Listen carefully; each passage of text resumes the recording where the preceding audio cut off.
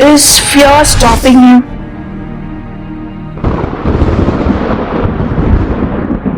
Do you know that you have a higher purpose in life and it can be done only by you? Do you want to do something out of the box, but there is some invisible shell that is stopping you? You wish to get off your bed, do something that gives you life, kickstart yourself to do something remarkable that you dreamt, but you are living with the same thought for a few months or even couple of years. It's all because of that one factor, the one factor that stops you. Is it the circumstance, or is it the money, or is it the people around? No, it is your fear. The fear of failing, the fear of trolls, the fear of embarrassment, the fear of mistakes. It is quite natural for anyone to feel fear before starting something new. The question is, are we succumbing to the fear?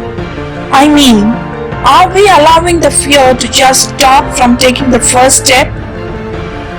Or are we feeling the fear and doing it anyway? Once the butterfly was a cocoon that looked ugly and immobile. Once the butterfly had struggled to push its way through the tiny opening of the cocoon. This actually pushes the fluid out of its body and finally it is able to fly. You know, without the struggle, the butterfly would never ever fly. If the butterfly would have been afraid to face the world, or doubted the opportunities to live outside the shell, missed to see the betterment that lies outside, the butterfly wouldn't break the shell and come out. And so is our life. There are two kinds of people. One who has lived his dream, and the other is who has lived his fear. Focus on what will be the result if you overcome yourself, which is cocooned by fear. So now, what is the way to overcome your fear? Do the thing which you have not started yet but really wanted to. Do the thing you fear the most and the death of fear is certain. Can you imagine a person who is unable to speak even two sentences together on a public platform can lead his nation to independence? The answer is yes. And yes, we are talking about Mahatma Gandhi, who led the freedom movement of India, and that too through his oratory skills and non-violent methods. To elaborate upon Gandhi's views on public speaking, let me discuss an incident that occurred in his student life. A meeting was called by the community known as Vegetarian Society at a restaurant in London, and Gandhi was to give a speech on the benefits of vegetarianism.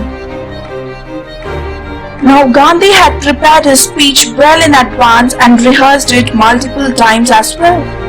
But when his turn came to speak in public, he panicked and was tongue-tied. He could barely manage to speak only a line from his well-practiced speech and drew a blank after that. Some other member had to read out his speech to handle the situation. Can you believe that a man of Gandhi's caliber would have to face such an incident? Well, yes, it did. The obvious reason behind that miraculous change was his urgency to bring that change in him. If your passion, your reason of doing something is strong enough, then all the obstacles like your nervousness, hesitation and fear of starting vanishes just like that. Being brave isn't the absence of fear, but being brave is having that fear and finding your way through it.